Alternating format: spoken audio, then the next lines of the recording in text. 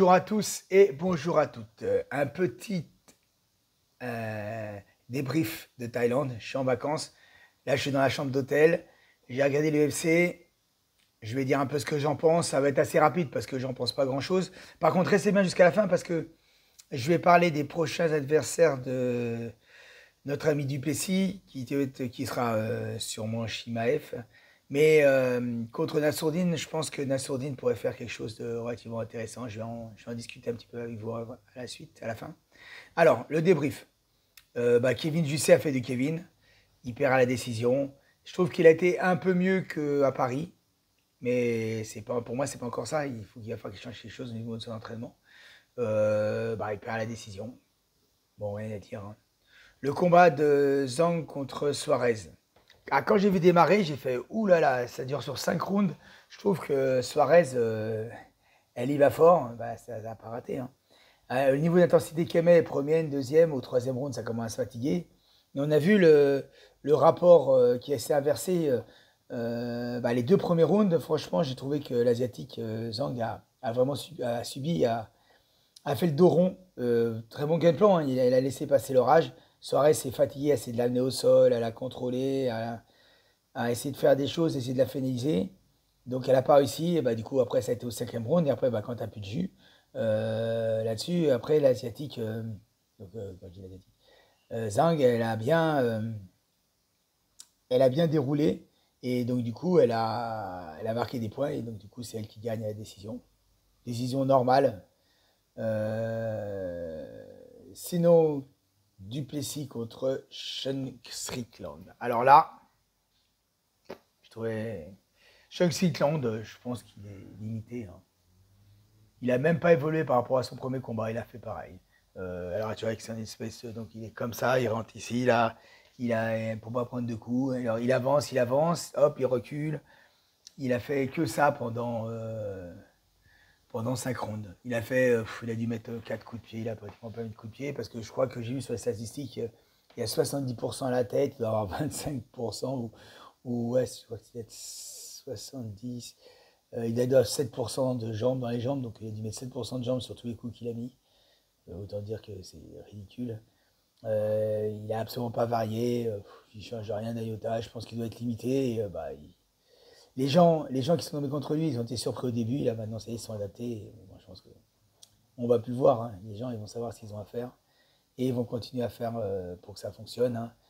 Duplessis, il a varié le jeu, il a contré les jabs, ces types là de Strickland. Il a mis une bonne stratégie au point. Il a envoyé des jambes, il a envoyé à la tête, il a envoyé avec ses jambes avant. De temps en temps, il démarrait, il accélérait, il mettait des gauches-droites, il a mis des crochets. Ça n'a pas été intéressant, quoi. Ça m'a pas fait triper, hein, je dirais. Donc, victoire tout à fait logique de Duplessis. Alors maintenant, c'est qui doit combattre Duplessis. Donc, celui qui a annoncé, c'est Chimaev. Là, par contre, alors, c'est pareil. Là, il y a deux possibilités. Soit Duplessis, il se fait finaliser assez rapidement, un peu comme ça a été Whittaker, mais je pense que Duplessis est beaucoup plus physique que Whittaker. Donc pour le contrôler au sol, pour le contrôler dans le dos, ça risque d'être un peu plus compliqué parce que je pense qu'il est un peu plus physique, c'est les gens de bœuf qui remet un peu dans tous les sens. Je pense que ça sera un peu plus compliqué. Sachant qu'on sait que Ramzat, il a une durée à 100% qui est quand même limitée.